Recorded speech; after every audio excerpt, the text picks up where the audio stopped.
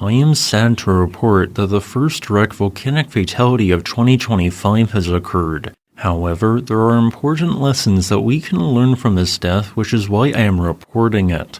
This story takes us to the Christian-majority island of Flores in Indonesia, specifically at its Lewotobi Volcano. This volcano's northern Laki-Laki cone has been continuously erupting since December 23rd of 2023.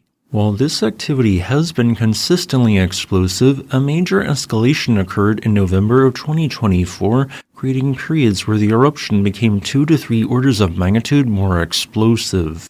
This resulted in 3 sub-plinian eruptions that not only threw up to car-sized bombs of lava as much as 11 kilometers away, which damaged or destroyed thousands of structures and caused fatalities, but also incinerated large swaths of the surrounding landscape via pyroclastic flows. As a quick reference, pyroclastic flows are a fast-moving current of hot gas and volcanic matter that flows along the ground away from a volcanic vent at speeds often exceeding 100, sometimes 200 kilometers per hour.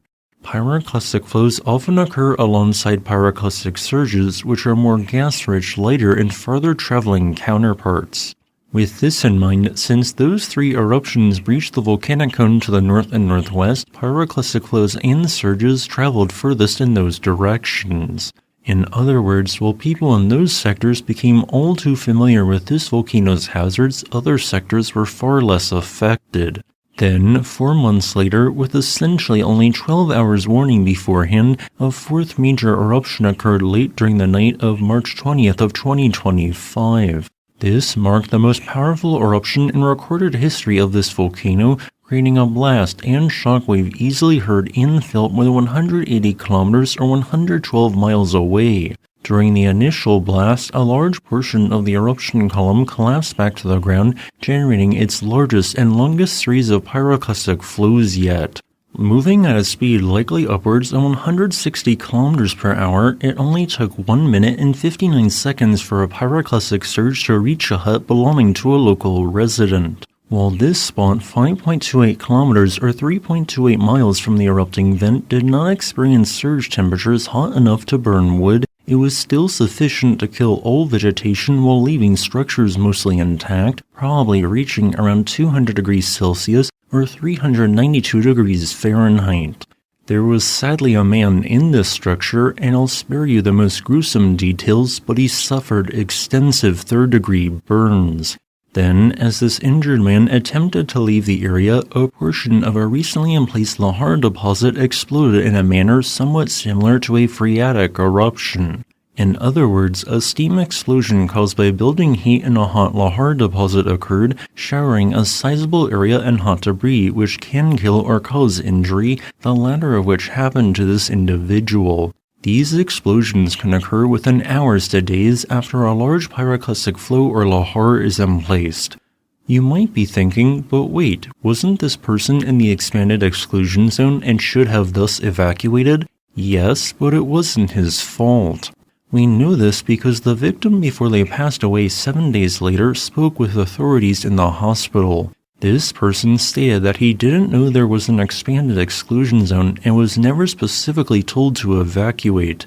And he was just outside the 5-kilometer exclusion zone, which had been in effect up to only 12 hours prior.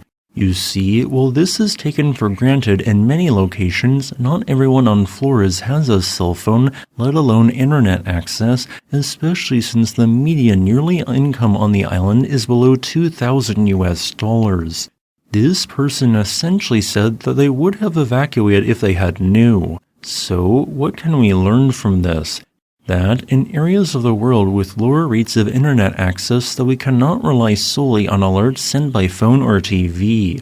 Sometimes a truly low-cost solution is needed, something that is impossible to miss, such as a tornado siren which can be repurposed as a volcanic eruption siren. I have outlined the hypothetical costs and placement of such a system would be, and suggest that if it is put in place, that people are told to immediately evacuate to specific designated areas depending on the sector of the volcano they live on, if they can hear the siren at any time. Similar systems already exist to warn of lahars at specific other world volcanoes. I also want to note that the March 20th eruption caused a second fatality and additional injury due to a Lahar deposit crossing onto a road that those who were evacuating traveled onto. While the deposit it left behind was only 2 inches or 5 centimeters thick, it made the road slippery, causing a deadly motorcycle crash.